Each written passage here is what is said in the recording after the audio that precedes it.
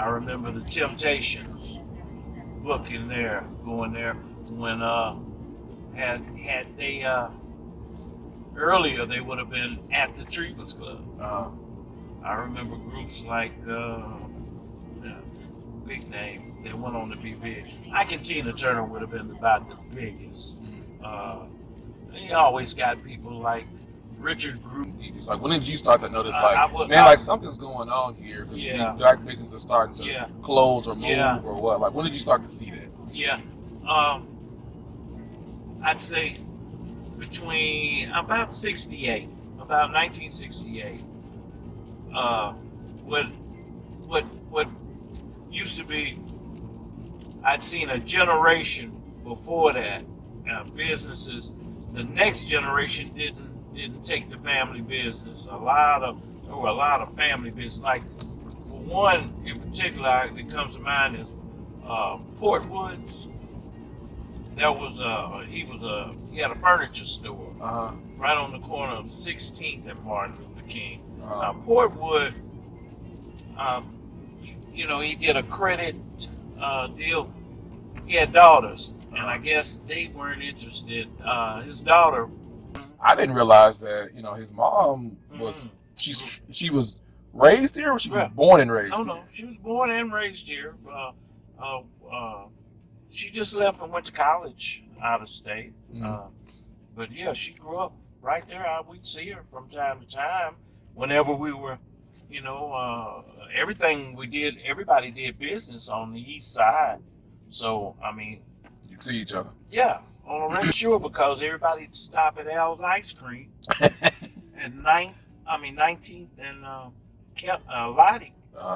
And it was white-owned business, but they it was one of the last of the white-owned businesses in the. They stayed there for forever. I don't think Al's left until 70s.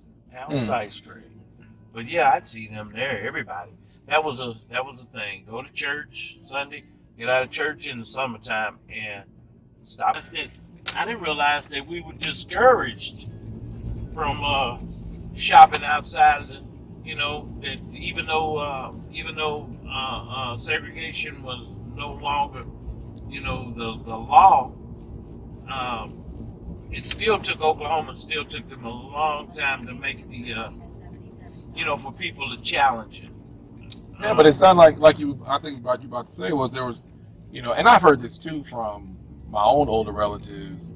Is, in the black community at that time, you weren't so much worried about not being able to go somewhere else because you had everything in the community. Exactly. Exactly. So you didn't really have to go anywhere. You didn't have to. No. But when integration happened, middle class left, and of course things changed. But back then it was.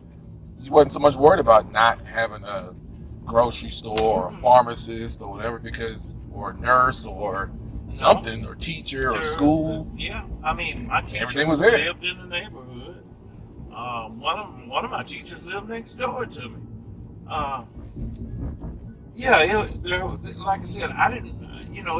It was later that I realized, or that I found out that that the reason why was that we didn't venture out was because people were worried about safety. But there was really no reason to venture any further than everything was in the neighborhood. People owned businesses, and you just patronized people that you knew because they patronized you. What do you miss the most about growing up in Oklahoma City then versus now?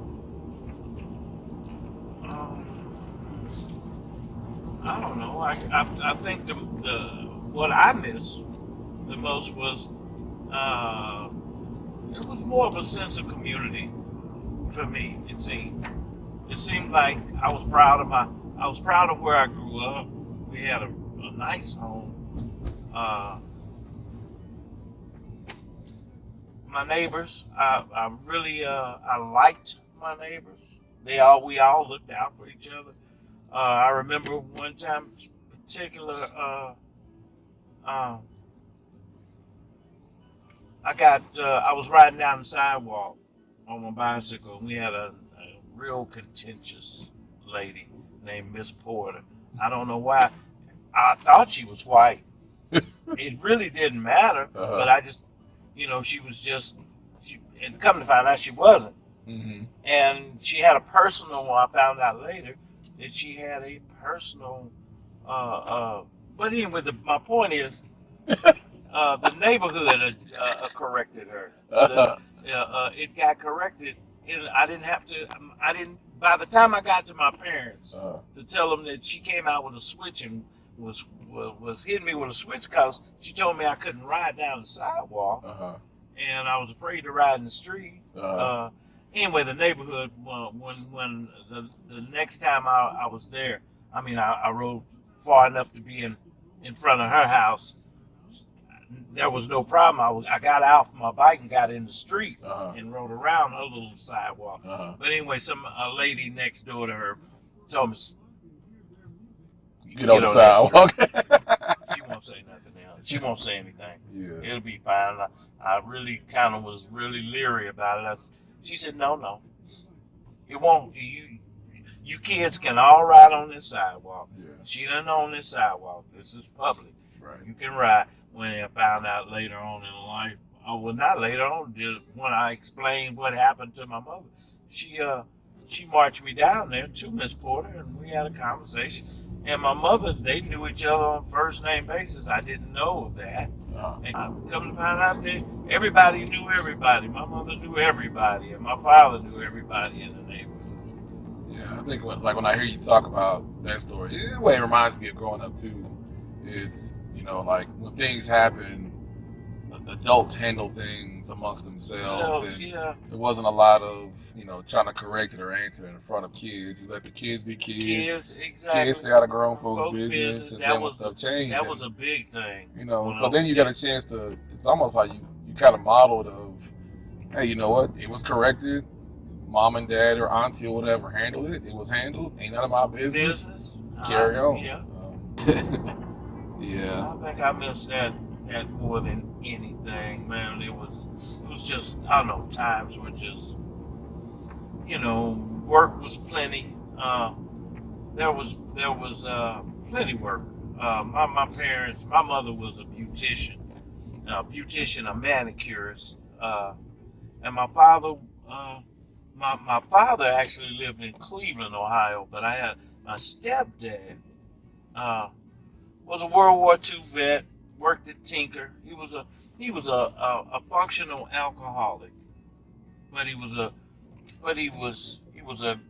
great human being. Mm-hmm. He was. I'm sure he had PTSD. It was just that's not what I was going to ask you. Like, do you think that his drinking was a result of going to war? Absolutely. That would be the only time he would talk about the war, is when he was on a drink. Yeah, and it was not a good. He didn't have any good. It was nothing good about the talk. He was fighting the picture once. He had black and white.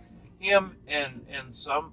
I come to find out it was an English woman. And they were on a picnic blanket, and man, he was a handsome guy. Am I going right? Yeah. He was a handsome guy, straight out of Sunrise, Mississippi. Born in 1900, I think it was. Your stepdad? Not 1900, 1918. My mom was born in 1918 as well. Okay. He was born in 1918, Sunrise, Mississippi. Now, when you see those... So he was about, 24 years old in the military? Yeah. And somewhere around there. And man, this guy, he looked like he was chiseled out of obsidian. You know obsidian? Yeah. In trouble. They gave him. He said he got all kind of threats from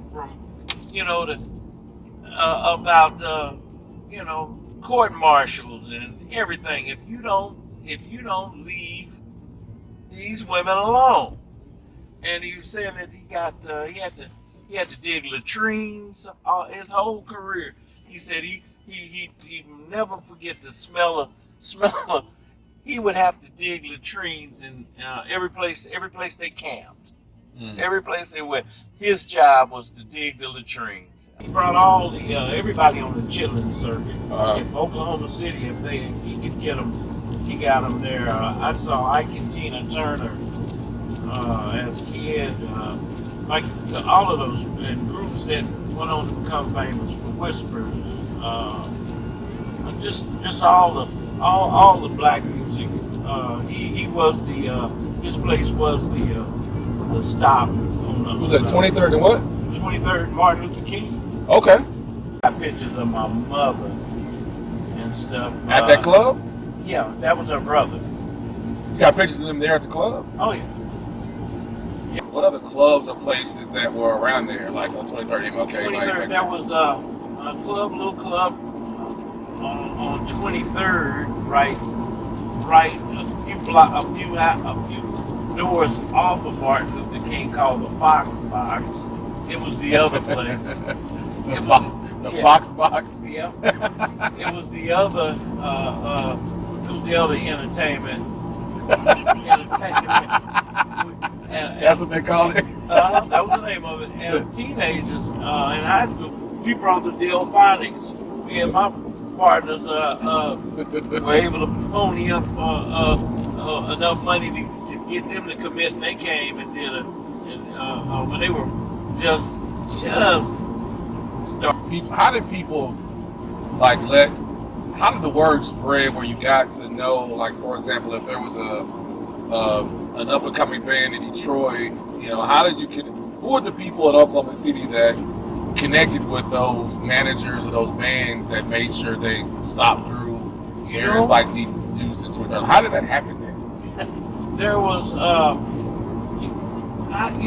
really can't say. My uncle was real. I was just a kid, so quite naturally he would.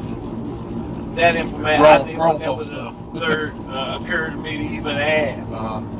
But I do remember this one particular time, he had these 45s of these different groups. Okay. That this was, I guess they were just getting started. The Whispers being one of them. Okay. And he'd ask us kids. He had 3 sons, and we were all about the same, couple of years apart, and we'd listen to those records and we'd tell him who we liked. And I remember hearing a group, the Whispers. They had a song called "Your Whispers Getting Louder," and we really liked it. He booked them. I don't know how. So he would tell y'all, like, what songs do you like? And and we'd tell him, and he'd make a choice out of those records, who to get.